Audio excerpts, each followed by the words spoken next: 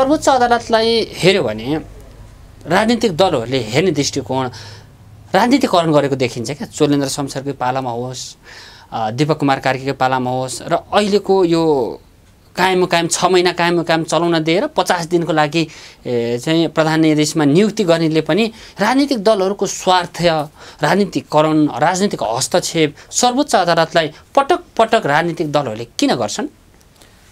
आफ्नो स्वार्थ पुरा गर्नको लागि। राजनीतिक दलहरू भनेको स्वार्थीहरू र यिनीहरूले आफ्नो फाइदा, आफ्नो गैर कानुनी गैर संवैधानिक क्रियाकलापहरू जुन छ नि त्यसमा प्रश्न नउठोस्, प्रश्न उठेर अदालत गइहालेछ भने मेरा मान्छेलाई त्यहाँ नियुक्ति गरेर राख्ने, आफ्नो मान्छे नियुक्ति गरेर राख्ने र आफ्नो अनुकूलको फैसलाहरू, आफ्नो अनुकूलको निर्णयहरू गराउने। जस्तै सरकारले निर्णयहरू गर्छ, त्यसमा न्यायिक पुनरावलोकनको लागि अदालतमा मुद्दा पर्छ, ती विषयहरूमा आफ्नो स्वार्थ अनुकूल गराउनका लागि अथवा आफ्ना नजिकका मान्छेहरू कुनै फौजदारी मुद्दा छ भने छुटाइदिने, नजिकको मान्छेको फर्ममा फैसला गराइदिने, यी क्रियाकलाप गर्नका लागि राजनीतिक क्षेत्रका व्यक्तिहरू आफ्ना मान्छे, आफ्नो पकेटको मान्छेहरू त्यहाँ नियुक्त गर्न खोज्छन्, जहाँ कि न्यायपालिकालाई पनि आफ्नै कब्जामा गर्न सकियोस्।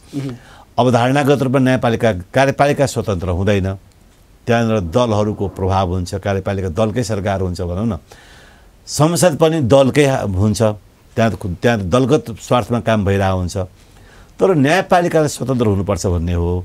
तर यी राजनीतिक कर्मीहरूले न्यायपालिका स्वतन्त्र रहन नदिएर दलकै कार्यकर्ताहरू छिराउने काम गर्छन्। र विगतमा देख्नु अहिले पनि सर्वोच्च अदालतमा र विभिन्न अदालतहरूमा दलका खाँटी कार्यकर्ताहरूलाई नियुक्ति गरिएको छ। दलका कार्यकर्ताहरू न्यायमूर्तिका कुर्सीमा बसेका छन्। हालाकि अहिलेका वर्तमान न्यायाधीश प्रधान न्यायाधीश हुनुहुन्छ हरिकृष्ण कार्कीजी, उहाँको नियुक्ति पनि राजनीतिक पृष्ठभूमिबाटै भएको हो, नभएको होइन। उहाँ पनि एउटा खास राजनीतिक दलका सक्रिय रूपमै लाग्नुभएका व्यक्ति नै हुनुहुन्थ्यो। उहाँलाई पनि प्रोजेक्ट र प्रमोट गरेर ल्याएको राजनीतिक दलले नै ल्याएको हो, यसमा दुई मत छैन। तर आइसकेपछि उहाँको जुन कार्यकाल र उहाँको जुन कार्य सम्पादन भयो नि त्यो असाध्यै राम्रो। बरु उहाँको तुलनामा अरू पनि मान्छे सर्वोच्चमा हुनुहुन्छ, राजनीतिक पृष्ठभूमिमा राजनीतिक दलका कार्यकर्ता भएर राजनीतिक दलका नेतृत्वको चाहिने खुसी पारेर अथवा आफ्नो मान्छे ल्याउने क्रममा उहाँ अहिले पनि सर्वोच्च अदालतका कतिपय न्यायाधीशहरू बस्नु भएको छ कुर्सीमा। उहाँहरूको कार्य सम्पादन त्यति सन्तोषजनक हामी देखिरहेको छैनौँ तुलनात्मक रूपमा। हरिकृष्ण कार्कीजीको कार्य सम्पादन एक्सेलेन्ट, धेरै राम्रो छ।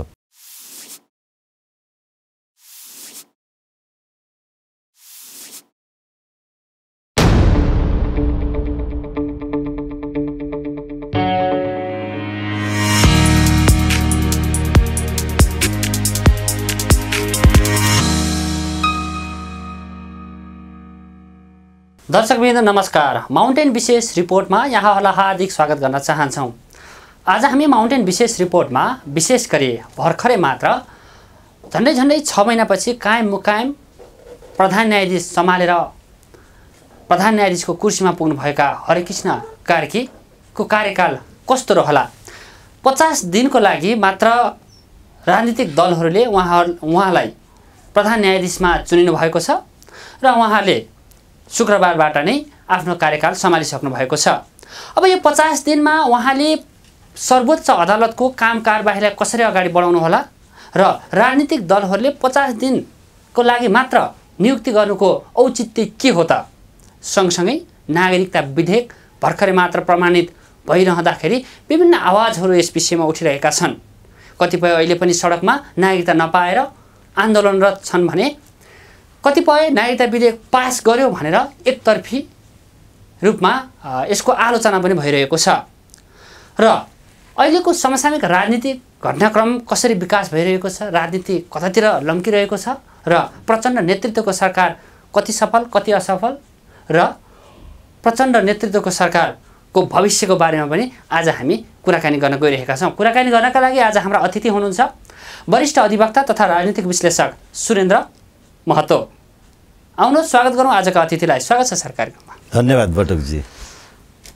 प्रधान न्यायाधीश झन्डै 6 महिनापछि कायम मुकायम कार्यभार सम्हाल्नु भएका हरिकृष्ण कार्कीलाई हिजोबाट शुक्रबारबाट उहाँलाई सर्वोच्च अदालतको जिम्मेवारी सुम्पिनु भएको छ राजनीतिक दलहरूले, त्यो पनि 50 दिनको लागि। अब 50 दिनपछि उहाँ अवकाश पाउँदै हुनुहुन्छ। यो 50 दिन मा नियुक्ति गर्नु कति उपयुक्त र यो 50 दिन नियुक्ति गरिरहँदाखेरि प्रधान न्यायाधीशले गर्ने काम के कस्ता होलान् त्यहीबाट सुरु गरौँ।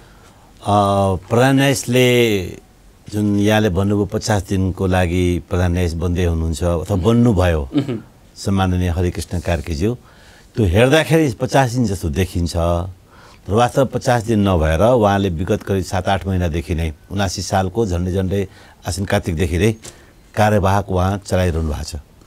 कार्यवाहक प्रधान न्यायाधीशको रूपमा उहाँले न्यायपालिकाको नेतृत्व गर्दै आउनुभएको छ र हाम्रो संविधान हाम्रो सिस्टम परम्पराहरू हेर्दाखेरि कार्यवाहकले गर्ने काम अथवा रिक्त रहेको अवस्थामा प्रधान न्यायाधीशको पद रिक्त रहेको अवस्थामा हुने कार्यवाहकहरूले प्रधान न्यायाधीश सरकै कामहरू सबै गरिआएका छन्। त्यस कारणले हेर्दाखेरि 50 दिन हो, तर उहाँको कार्यकाल विगत 7-8 महिनादेखि झन्डै उहाँको कार्यकाल भनेको 8-9 महिनाकै कार्यकाल देखिन जान्छ। त्यति छोटो छैन होइन। र योभन्दा अगाडि पनि हामीले हेर्ने हो भने अनुपराज शर्माजी जम्मा 3 महिनाको लागि प्रधान न्यायाधीश बन्नुभएको थियो। अनि मिश्रजी ओम प्रकाश मिश्रजी 4 महिनाको लागि प्रधान न्यायाधीश बन्नुभएको थियो भने त हरिकृष्ण कार्की उहाँहरूभन्दा लामो समय विगत कार्यवाहकको रूपमा कामको रूपमा त लामै समय काम गरिरहनु भएको छ। त्यस कारणले उहाँको कार्यकाल छोटो भयो भन्नु त मिल्दैन।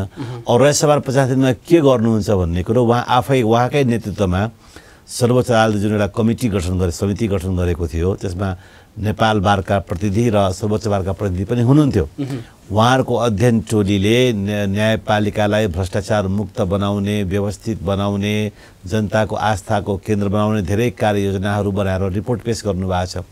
केही हदसम्म त्यो रिपोर्ट लागू भइरहेको अवस्था, प्रतिवेदन लागू भइरहेको अवस्था छ र मलाई लाग्छ उहाँको कार्यकालमा सकेसम्म उहाँको कार्यकालमा यो छोटो कार्यकालमा उहाँले यो पेशी जुन व्यवस्थापन छ त्यो पेशी व्यवस्थापनलाई अहिलेसम्म त्यो गोलाबाट चलिरहेको छ अटोमेसनमा उहाँले लगिदिनु भयो भने त्यो चाहिँ ठुलो उपलब्धि उहाँको कार्यकालको हुन्छ।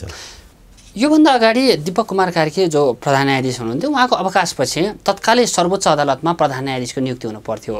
तर विभिन्न राजनीतिक रस्साकसी खिचातानी राजनीतिकरण भनौँ न त्यसले गर्दाखेरि लामो समयसम्म हरिकृष्ण कार्की कायमको भरमा सर्वोच्चको नेतृत्व गर्नु पर्यो र तपाईहरूले सडकमै बसेर सडकमै उत्रिएर तत्काल प्रधान न्यायाधीश नियुक्ति गर भनेर दबाब पनि दिनुभएको थियो। तर राजनीतिक दलहरूले त्यसलाई धेरै चासो दिएनन्।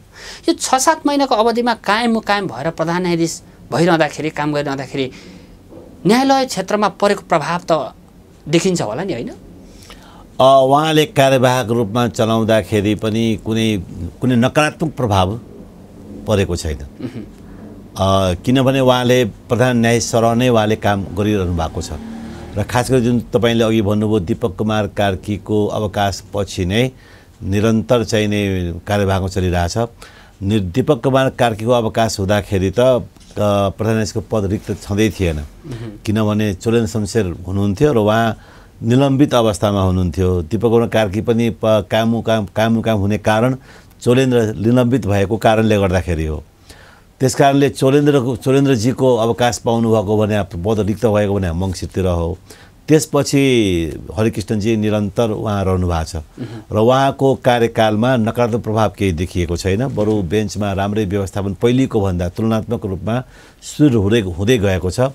अझै पनि सुधार गर्नुपर्नेहरू बाँकी छ। उहाँको बाँकी कार्यकालमा पनि उहाँले सुधार गर्नेतर्फ अगाडि अग्रसर रहनुहुन्छ भन्ने हामीले विश्वास गरेका छौँ। अहिले के देख्नुहुन्छ अहिलेको तत्काल आवश्यकता जुन सर्वोच्च अदालतमा देखिएका समस्याहरूलाई अहिले आइरहनुभएका प्रधान न्यायाधीशले सम्बोधन गर्नुपर्ने मागहरू चाहिँ यहाँले के देख्नुहुन्छ नजिकबाट निहाल्दा सर्वोच्च अदालत? अहिलेसम्म सबभन्दा ठुलो समस्या के देखिएको छ भन्दाखेरि हरिकृष्ण कार्कीजीको आफ्नै नेतृत्वमा जुन प्रतिवेदन छ त्यो प्रतिवेदनलाई अहिलेसम्म सर्वोच्च अदालतका फुल कोर्टले अनुमोदन पास गरिसकेको अवस्था छैन र पेशी व्यवस्थामा जुन प्रधान न्यायाधीशहरूले कुन मुद्दा कुन न्यायाधीशको बेन्चमा पार्ने, कुन मुद्दा कति नम्बरमा पार्ने, खास गरी प्रधान न्यायाधीशले खेल्ने भनेको त्यो कज लिस्टमा मुद्दाको सूची जुन प्रकाशित हुन्छ नि कुन मुद्दा कसले हेर्ने त्यसमा बढी खेल्ने काम शक्तिको प्रयोग त्यहाँनिर बढी गर्नुहुन्थ्यो र कार्की प्रतिवेदनकै कारणले गर्दाखेरि प्रधान न्यायाधीशको त्यो अधिकारले कटौती भएको छ र अहिले गोला प्रथाबाट गइरहेछ।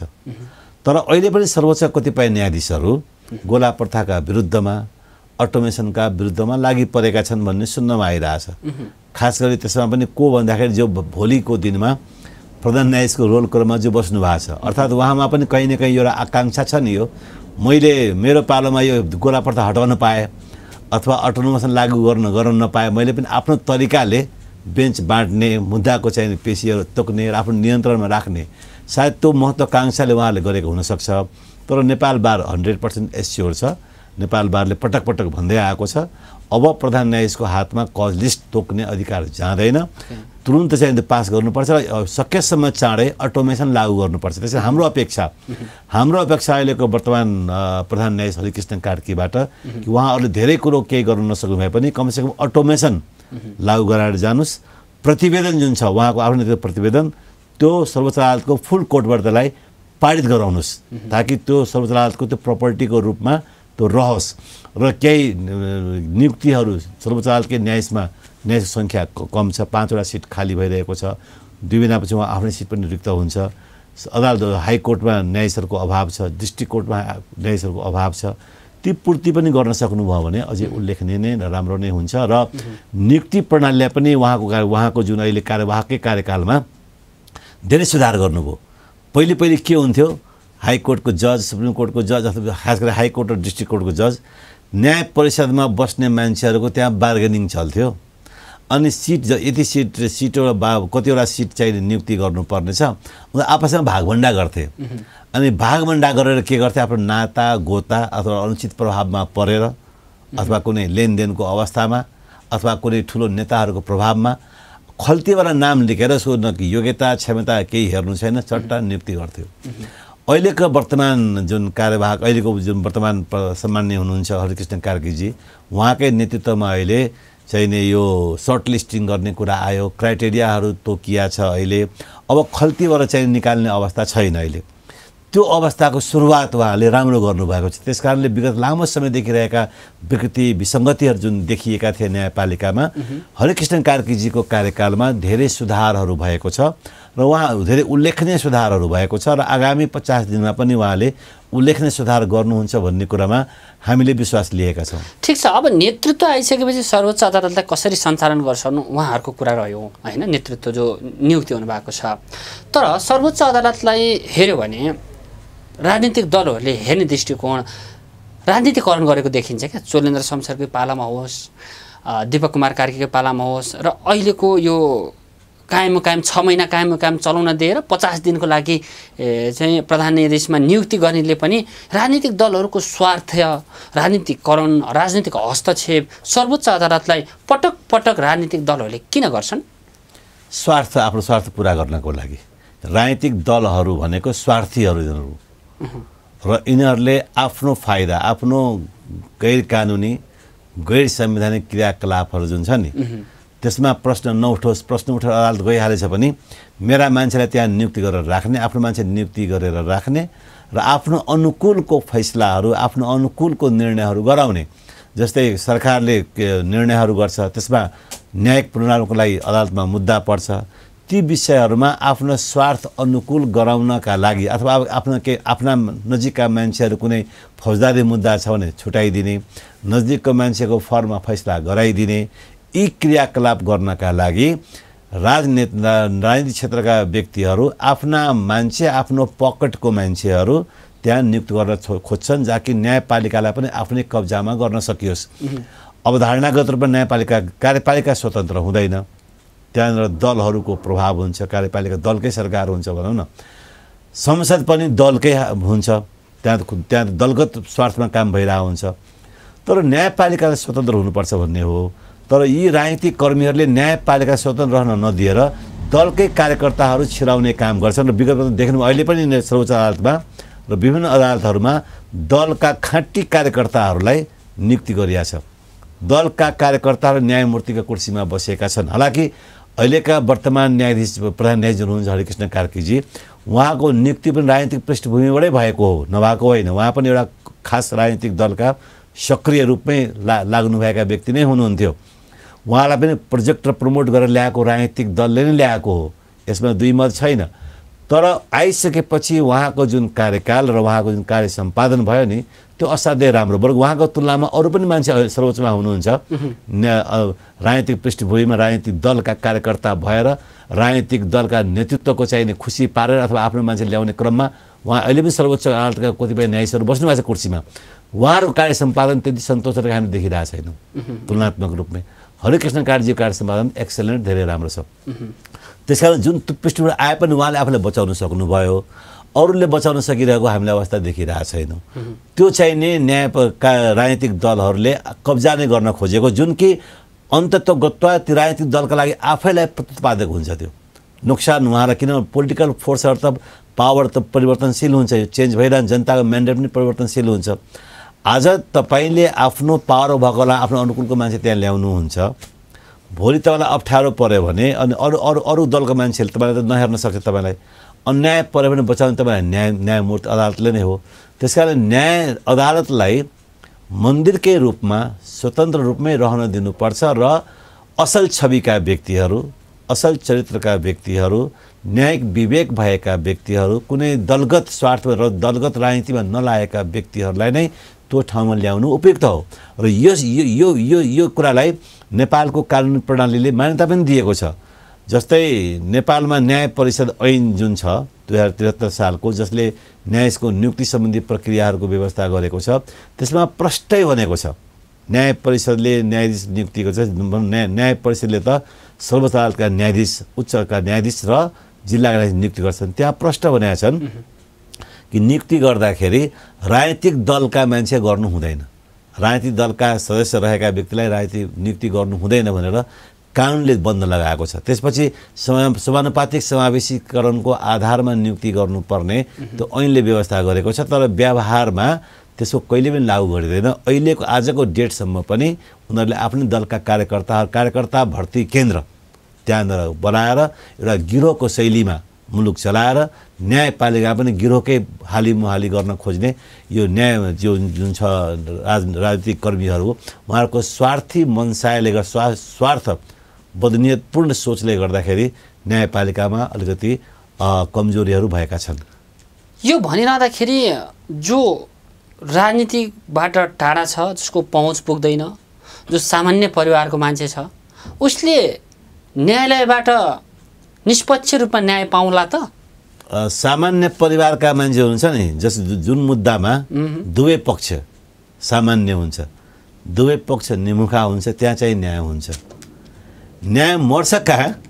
जहाँ एउटा पक्ष प्रभावशाली हुन्छ, जसको पहुँच छ, जसको राजनीतिक शक्तिमा पहुँच छ, जसको न्याय प्रणालीमा न्यायिक शक्ति राख्ने व्यक्तिहरूमा पहुँच छ, ती व्यक्तिले आफ्नो अनुकूल गराउन सक्छन्। जहाँ जुन मुद्दाको दुवै पक्ष कमजोर छन्, जसको पहुँच छैन, त्यहाँ चाहिँ इन्साफ भइरहेको हुन्छ। इन्साफ नहुने भन्ने कुरा एउटा ठुलो पहुँचवाला छ, अर्को कमजोर छ भने त्यहाँ त्यो मुद्दाको कमजोरले सम्भावना कम रहन्छ। अहिले सर्वोच्च अदालतमा हेऱ्यो भने कैयौँ मुद्दाहरू थाँती छन् जो पीडितले न्याय पाउन सकेका छैनन्, सर्वोच्च गेटमा लाइनबद्ध भएर बस्नु परेका छन्। यी यावत मुद्दाहरू सम्बोधन गर्नका लागि ती पीडितहरू भनौँ, ती आरोपितहरू जो छ, मुद्दाको आशा गरे बसेका, जो फैसलाको आशा गरे बसेका छ, तिनीहरूले चुस्त दुरुस्त रूपमा न्याय पाउनका लागि, फैसला पाउनका लागि त्यो सम्भावना देख्नुहुन्छ हरिकृष्णको पालामा? उहाँको पालामा त्यो तुरुन्त मुद्दाको तपाईँले जुन सङ्केत देखाउनु भयो, जुन कुरो भन्न खोज्नुभयो, त्यसको आशय के भन्दाखेरि छिटो छिटो मुद्दाहरू फैसला होस् भन्ने खालको। त्यसको सम्भावना अहिले यस कारणले कम छ कि सर्वोच्चमा सर्वोच्चमा न्यायाधीश सङ्ख्या कम हो। जम्मा 21 जना न्यायाधीश, यत्रो हजार मुद्दा भएको ठाउँमा 21 जना न्यायाधीशको सङ्ख्या आफैमा कम हो। त्यो संविधान निर्माण गर्ने बेलामा त्यो सङ्ख्या कम राखियो। त्यसमा पनि कोही न्यायाधीशहरू कहिले विधामा हुन्छन्, कहिले सिटहरू खाली हुन्छ। जस्तै भनौँ न, एक महिना रिक्त हुनुभन्दा 1 महिना अगाडि नै न्यायाधीशको नियुक्ति गरिसक्नुपर्ने भनेको छ। अहिले 5 जना न्यायाधीशहरूको सिट खाली छ, अहिलेसम्म सर्वोच्चमा नियुक्ति हुन सकेको अवस्था छैन। त्यसकारणले त्यो जुन नियुक्ति प्रणाली छ, त्यो टाइममा समयमै नियुक्ति गर्ने प्रक्रिया अगाडि बढायो र पेशी व्यवस्थापनलाई सही ढङ्गले अगाडि बढायो भने त्यो हुनसक्छ। तपाईँले भन्नुहोस् त, हरिकृष्ण कार्कीजीकै कार्यकालमा त्यो स्पिडी फैसला जुन हुन्छ, तुरन्त फैसलाहरू हुने, त्यो बढाउन सक्ने सम्भावना अहिले छैन। त्यसको आफ्नै जटिलताहरू छ त्यो विषयमा, त्यो बिस्तारै छिनोफानो हुँदै जान्छ। तर एक किसिमको सुरुवात उहाँले नीतिगत रूपमा केही सुरुवात उहाँले गर्न सक्नुहुन्छ, जुन विगतमा हुँदै पनि आएको छ। त्यस्ता मुद्दाहरूलाई प्राथमिकतामा कसरी राख्ने, कसरी अगाडि बढ्नु भन्ने सम्बन्धमा त्यसलाई तुरुन्तै त्यस्तो तपाईँले अपेक्षा गरे जस्तै उहाँको 50 दिनको कार्यकालमा यी सबै समस्या समाधान हुन्छ भन्ने कुरो होइन।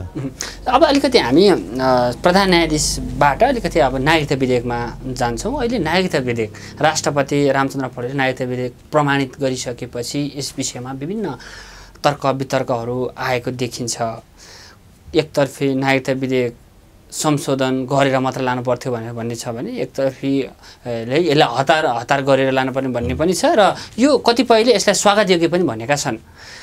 समग्रमा नागरिकता विधेयक जसरी पास भयो नि यसलाई कसरी लिनु भएको छ? नागरिकता विधेयक जुन पारित भएको छ त्यो त संसदमा प्रतिनिधि सभा र राष्ट्रिय सभाले दुई पटक भारी बहुमतले त्यसलाई पारित गरेको छ। सार्वभौम सत्ता सम्पन्न संसदले त पारित गरेको छ र त्यो विधेयकमा आजसम्म कसैले पनि त्यसको यो कमजोरी भयो अथवा यो चाहिँ नि संविधानसँग बाजिएको छ, यो चाहिँ ठिक व्यवस्था होइन भनेर कसैले उठाएको छैन। नागरिकताको विषयमा राजनीतिक दलहरूले खेल्न खोजेका छन् गेम बदनीयतिपूर्ण तरिकाले र झुटा खोक्रो र अन्तर्राष्ट्रवादको कुरा उठाएर जनतालाई भ्रमित गरेर राजनीति रोटी सेक्ने काम गरिरहेछन् दलहरूले। यो विधेयकमा यो जुन के अरे विधेयक 2 पटक पास भयो त्यसमा सबै संविधानमा जे कुरो छ त्यही कुरो छ। संविधानभन्दा बढी कुरो केही छँदै छैन। संविधानले जे परिकल्पना गरेको छ त्यो र विगतमा जसरी चलिआएको छ त्यसरी अगाडि बढिरहेछ भनेपछि यसमा केही अप्रिय कुरो केही छँदै छैन।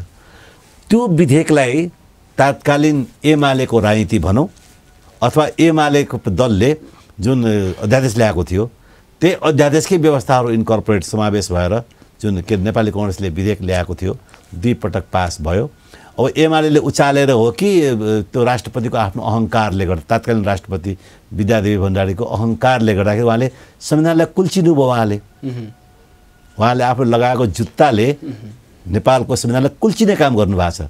विद्यादेवी भण्डारीले अपमान गर्नुभएको छ र प्रतिनिधि सभामा निहित सार्वभौम सत्ता कानुन निर्माणको अधिकार उहाँले आफ्नो हातमा लिने दुष्प्रयास गर्नुभयो। उहाँले नेपाल सरकार तत्कालीन प्रधानमन्त्री शेरबहादुर देवालले जारी गर्ने अध्यादेश उहाँले जारी गरिदिनु भएन, रोक्नुभयो। 2 पटक सार्वभौम सत्ता सम्पन्न संसदले पठाएको बिल उहाँले रोक्ने काम गर्नुभयो विधेयक प्रमाणीकरण नगरेर। तपाईँको उहाँको भित्र निरङ्कुशता जन्मेको थियो त्यो व्यक्तिमा। र धन्य गणतन्त्रलाई भन्नुपर्छ कि यदि त्यो विद्यादेवी भण्डारी महारानी भएको भए त्यो त्यो मोनार्क राजतन्त्र भएको भए यो देशको हाल के हुन्थ्यो? संसद शून्य, संसद निष्क्रिय, संसद बकवास हुन्थ्यो, प्रधानमन्त्री केही न कामको हुन्थ्यो र सारा शक्ति विद्यादेवी भण्डारीले आफूभित्र निहित गर्थे। धन्य गणतन्त्र कि उहाँको कार्यकाल सकियो, उहाँ बाहिरिनु भयो र अहिले लोकतन्त्रवादी व्यक्ति आउनु भएको छ रामचन्द्र पौडेलजी। उहाँले देख्नुभयो राष्ट्रपति हाउसमा जुन विधेयक आएको छ त्यो पेन्डिङ बसिरहेछ। कतिपयले खोक्रो र झुटा तर्क के गर्छन् भने 15 दिनभित्र राष्ट्रपतिले प्रमाणीकरण गरेन भने त्यो निष्क्रिय भयो रे, त्यो खारेज भएर गयो अरे। त्यो डिस्ट्रक्टिभ कुराहरू संविधानमा लेखेको हुनु पर्दैन? संविधान कहीँ लेखेको छ? संविधानले 15 दिनभित्र राष्ट्रपतिले प्रमाणीकरण गरेन भने बिल समाप्त भयो कहीँ भनेको छ? अथवा राष्ट्रपतिले प्रमाणीकरण गर्न हुँदैन, गर्न नपाउनु पनि सक्छ भन्ने कहीँ भनेको छ? संसदमा आइसकेपछि त्यसलाई एकचोटि संसदमा लैसकेर त्यसलाई पुनर्विचार गरेर राष्ट्रपतिकामा लए के हुन्थ्यो भन्ने मात्र प्रश्न होइन। यो 2टा कुरा छ। एक त त्यो बिल अलरेडी संसदले पास गरिसकेको छ। संसद योभन्दा गएको संसदले पारित गरेर त्यो सभामुखले त्यसलाई प्रमाणीकरणलाई सिफारिस गरिसकेको छ राष्ट्रपति हाउसमा। अहिले त्यो विधेयक विहीनताको अवस्था होइन नि। अब त्यो राष्ट्रपति हाउसमा पेन्डिङ भएको विधेयक फिर्ता पनि भएको छैन, त्यो मर्यो भनेर घोषणा पनि गरेको छैन, त्यो विधेयक मर्यो भनेर घोषणा पनि भएको छैन भने सरकारले कसरी त्यही विषयको अर्को विधेयक लिएर आउँछ? सम्भवै छैन। त्यो विधेयक छँदैछ, राष्ट्रपति हाउसमा छ। अनि त्यतिखेर त तत्कालीन राष्ट्रपति अहिले पूर्व भइसक्यो नि, सभामुख पूर्व हुनु भइसक्यो, राष्ट्रपति पूर्व भइसक्यो। अहिलेका नयाँ सभामुख नयाँ राष्ट्रपतिले चाहिँ त्यसलाई फ्रेस रूपमा चाहिँ एकचोटि संसदमा पुर्याएर ल्याएर मात्र प्रमाणित गरिदिएको भए हुन्थ्यो कि भन्ने प्रश्न। 2टा कुरा। एउटा कुरा राष्ट्रपति हाउस भनेको अविच्छिन्न उत्तराधिकारवाला संस्था हो। व्यक्ति आउने जाने गइरहन्छ। त्यो कुर्सीमा बस्ने व्यक्ति भन्ने कुरो महत्त्व छैन।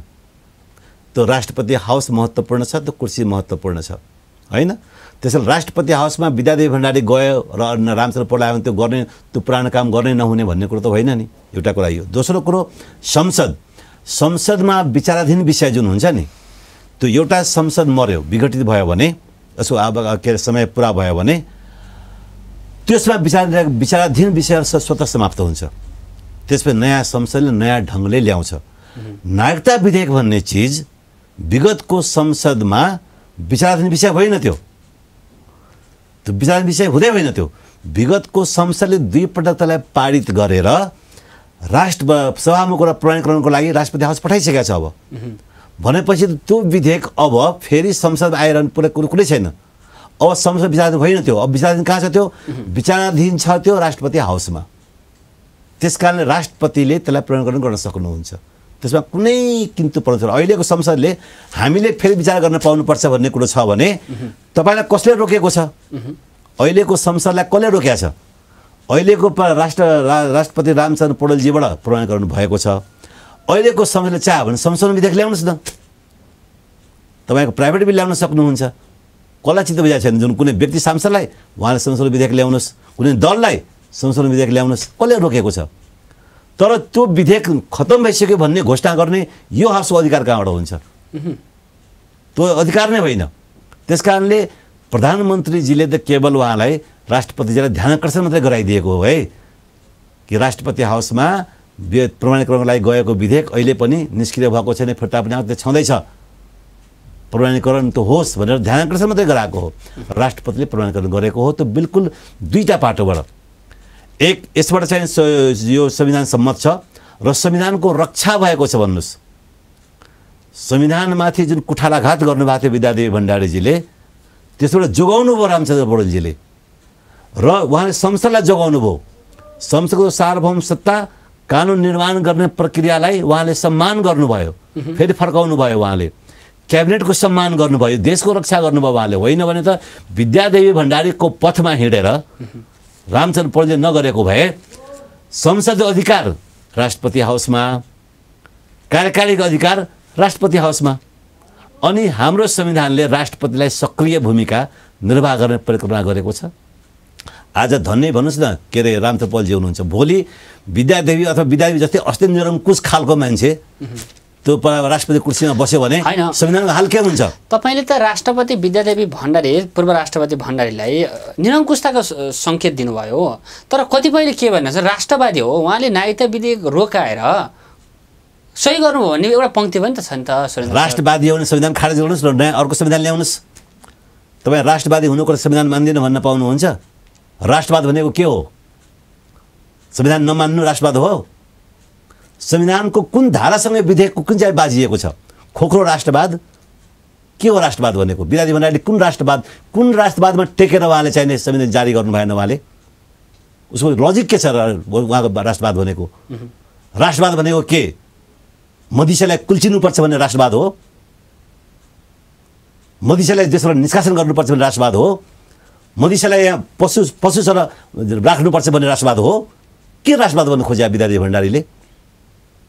राष्ट्रवाद भनेको के हो? राष्ट्रवाद जनताको हित गर्नु हो। यहाँ नागरिकले नागरिकता प्राप्त नगरेर आत्मदाह गर्नुपर्ने अवस्था आइरहेछ। मान्छे पशुले बाँचिरहेछ, त्यसलाई पशु बनाऊ, पशुवत जीवन बाँच्न बाध्य गराउनुको राष्ट्रवाद हो? के हो राष्ट्रवाद? परिभाषा सुनौ न हामी पनि के हो राष्ट्रवाद भन्ने कुरो। जनतालाई इमोसनली ब्ल्याकमेलिङ उचालेर देशलाई चाहिँ विभाजनमा ल्याएर देशमा सबै दङ्गा गराउने उद्देश्यले गर्ने त्यो राष्ट्रवाद हो? त्यो खालि टार्गेट के भन्दाखेरि मधेसले चाहिँ के अरे त्यो अङ्गी के जन्मसिद्ध नागरिक सन्तानलाई नपाउने भन्ने कुरो टार्गेट मधेसलाई केन्द्रबिन्दुमा राखेर गर्छ। अनि तपाईँले मधेसलाई अलगाउनु, यो देशबाट अलगाउनु खोजेको हो र विद्यादेवी भण्डारीले के गर्न खोजेको हो? उहाँले कुनै चेली विदेश भनौँ कुनै देशबाट आएको छ र तत्काल नागरिकता किन दिने, केही समयपछि दिउँ न, यो उमेर हद राखौँ न। किन उमेर हद राखिसकेपछि हुन्छ नि त, यो अन्य देशमा पनि भएको यो उदाहरण हो भन्ने एउटा माग हो कि यसलाई हामीले सकारात्मक नलिने? त्यो ल्याउनुहोस् न। अहिले कसले रोकेको छ तपाईँलाई ल्याउन? यो विधेयकले के गरेको छ त? तपाईँलाई त्यो कुरो राख्नु छ भने ल्याउनुहोस् न, संशोधन विधेयक ल्याउनुहोस्। कसैले रोकेको छ?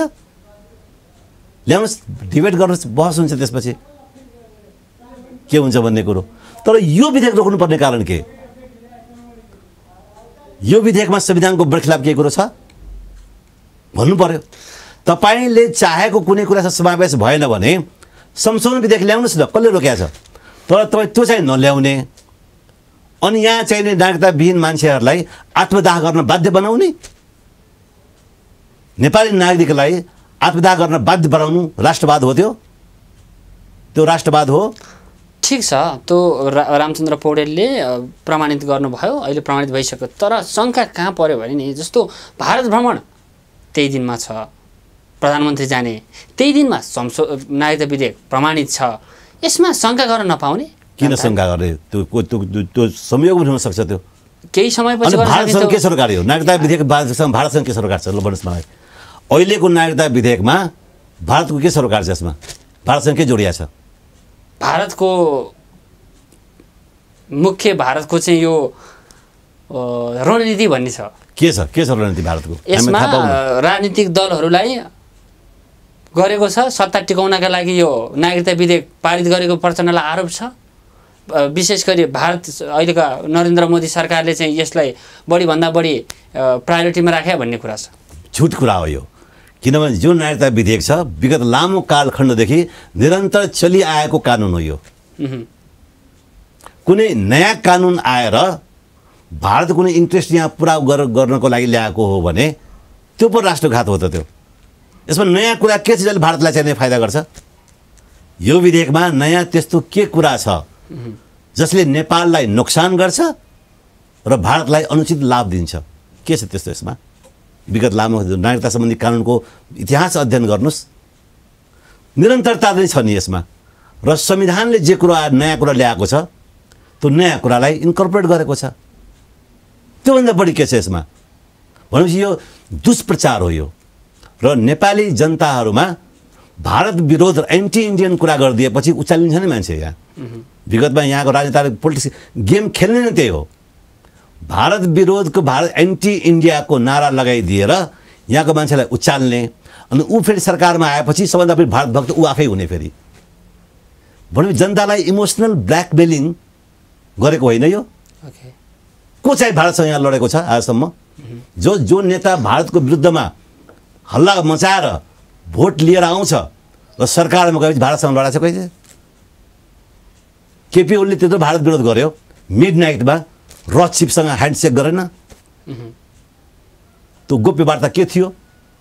मैले खोक्रो जनतालाई बेकु बनाउने हो यिनीहरू। त्योभन्दा बढी केही पनि होइन। भोट ब्याङ्कको राजनीति। नेपाली जनता भोलावाला छन्, सिधा छन्। उनलाई चाहिँ नै राजा महेन्द्रको कालखण्डदेखि नै एन्टी इन्डियन र एन्टी मधेसी नेसनलिजम यहाँ दिमागमा घुसाएको छ। खास गरी मध्य पहाडी राष्ट्रवाद यहाँनिर स्थापित गर्न खोजेको छ। भने राष्ट्रवाद भनेको नेपालको खसार्यको वर्चस्व नै यहाँको राष्ट्रवाद भन्ने परिभाषा जुन महेन्द्रले गरेको छ, त्यसैको निरन्तरता दिने क्रममा कहिले मधेसका मान्छेलाई हान्छन्, कहिले पहाडका जनजातिलाई अविश्वास गर्छन्। त्यसको डिजाइन हो यो। यसमा त केही पनि छैन नेपालको राष्ट्रघात हुने र चाहिने भारतको चाहिने यहाँ के अरे ठुलो फाइदा हुने। ओके, अब हामी कार्यक्रमको अन्तिम चरणमा छौँ। जाँदा जाँदै अहिले पनि नागरिकता नपाएर भन्दा सडक आन्दोलनमै छन् कतिपय, होइन, आन्दोलनरतमै छन्। ती अब बाँकी भाकालाई सहज रूपमा नागरिकता दिनका लागि सरकारको भूमिका कस्तो रहनुपर्छ र यसलाई कसरी बुझ्ने? सरकारले धेरै राम्रो काम गरेको छ। सरकारले प्रधानमन्त्रीले राष्ट्रपतिजीलाई ध्यान आकर्षण गराउनु भयो, राष्ट्रपतिले संविधानको रक्षार्थ प्रमाणीकरण गर्नुभयो। अहिले त खलनायक भएको छ सर्वोच्च अदालत। सर्वोच्च अदालतले यस्तोमा स्टे अर्डर जारी गर्ने हो। जुन न्यायमूर्तिले गर्नुभएको छ त्यो न्यायमूर्तिसँग पब्लिकली हामी सोध्न सक्छौँ स्टे अर्डरको डक्ट्रिन सिद्धान्त के हो? अन्तरिम आदेशको सिद्धान्त हो कि तुरुन्तै यसलाई रोकेन भने ठुलो क्षति, अपूरणीय क्षति हुन सक्छ जसको पूर्ति हुन सक्दैन। यो स्टे अर्डर जारी गर्ने न्यायाधीशले के देखे यसमा जसबाट अपूरणीय क्षति भइरहेको छ? उहाँ पनि पोलिटिक्स राजनीतिको शिकार भएको हो, या त त्यो न्यायाधीश स्वयं कुनै राजनीतिक दलबाट सञ्चालित छन् वा स्वयं चाहिने अन्तर्राष्ट्रवादका शिकार छन्। त्यसकारणले यसमा स्टे अर्डर गरेर जुन आत्मदाह गर्न बाध्य तुल्याइरहेको छ त्यो राष्ट्र हितमा होइन, देश हितमा होइन। तुरुन्त चाहिने समय यसमा चाहिने अपूर्ण क्षति हुने अवस्था केही छैन र तुरुन्त पहिलो प्राथमिकता दिएर छिनोफानो गर्नुपर्छ यसलाई। र इनकेस मान्नुहोस् बटुकजी, यदि सर्वोच्च अदालतले यो रिट जारी गरेछ र राष्ट्रपति प्रमाणीकरणलाई खारेज गरेछ भने बुझ्नुहोस् भोलिको दिनमा राजशक्ति संसद शक्ति राष्ट्रपति हाउसमा जान्छ। राष्ट्रपतिलाई सक्रिय रूपमा बनाउने कामको व्याख्याको प्रारम्भ हुन्छ सर्वोच्च अदालतबाट। होइन म एउटा कानुनको विद्यार्थीको नाताले मैले देखिरहेको छु यसमा अन्तर्वासी जारी गर्नुपर्ने कुनै कारण पनि थिएन र यो मुद्दा सोझै खारेज हुने मुद्दा हो। यो जायज छैन, यो अन्तर्वादेश बिल्कुल नाजायज हो। यो गैर कानुन गैर संवैधानिक हो। यो गर्नै नहुने अन्तर्वादेश गरेको छ अदालतले। के कारणले गर्यो त्यो न्यायमूर्तिले जानुन्। कारण मैले तपाईँको छापाहरूमा मैले हेरेको थिएँ त अन्तर्वादेशमा के कति कारणले यसमा अपूर्ण क्षतिको अवस्था के छ, केही कारण आधारै उल्लेख गरेको छैन। बिना कारण आधार उल्लेख गरेर यस्तो पनि अन्तरिम आदेश हुन्छ। काहीँ न काहीँ जुन मेन स्ट्रिम छ नि एक खालको मानसिकता बोकेको नेगेटिभ मानसिकता बोकेकाहरू सायद त्यसै मानसिकताको शिकार हो कि अदालत पनि। हस् सुरेन्द्र सर, यहाँको महत्त्वपूर्ण समय र संवादको लागि यहाँलाई धेरै धेरै धन्यवाद। धन्यवाद बटुकजी। हस् दर्शकवृन्द, कार्यक्रम माउन्टेन विशेष रिपोर्टमा आजलाई यति नै। माउन्टेन टेलिभिजन हेरिरहनुहोला। हस्त नमस्ते।